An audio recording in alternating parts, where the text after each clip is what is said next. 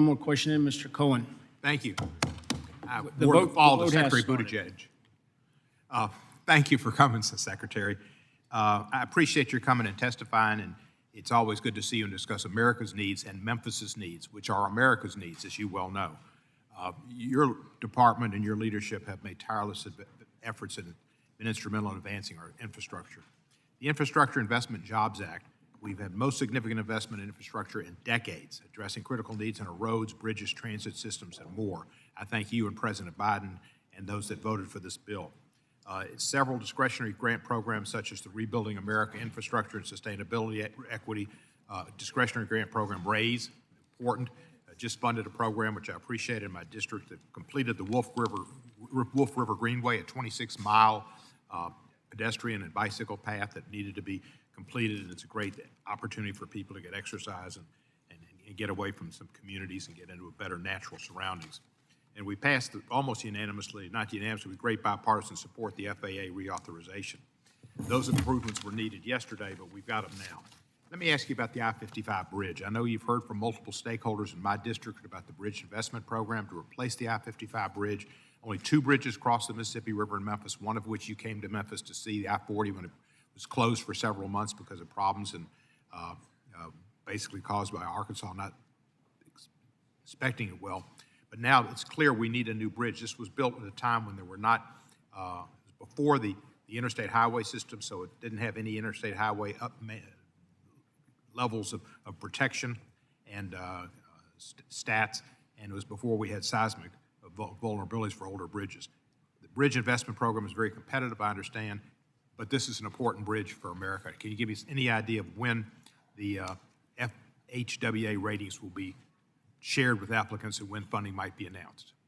Thank you. As you noted, I had an opportunity to see for myself the critical importance of the I-55 bridge, both for individuals and for America's supply chains.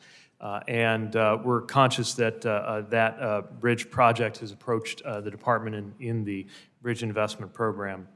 Right now, Federal Highway is going through its process with a preliminary review and rating, and then a dialogue with applicants that gives them an opportunity to supplement their applications based on anything they've learned. We reached out to Tennessee's DOT earlier this year to provide some of that feedback and then continue that process. I also want to note that any highly recommended or recommended bridge project application that doesn't give an award in the year when it comes in will be automatically carried forward for consideration under the next fiscal year unless they opt out.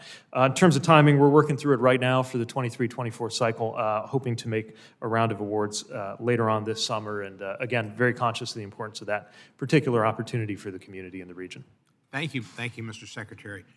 Passenger rights has been an important part of my service on this committee, and I know you've done a lot with it, and I thank you for your recent rules on fee transparency and cash refunds for flight cancellations. What do the implementation timelines and enforcement of these rules look like?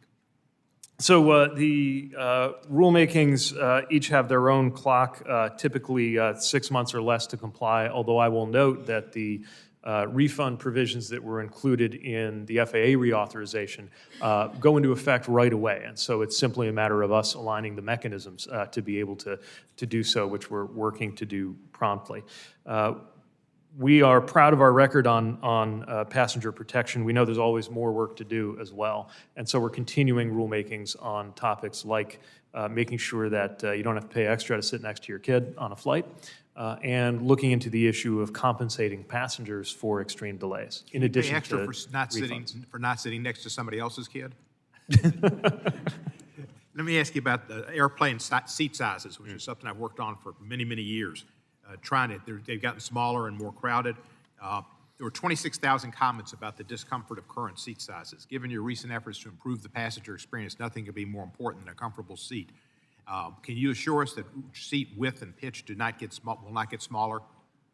We continue to assess what our authorities might be in this regard. I can certainly assure you as a frequent flyer that I've experienced the squeeze you're describing.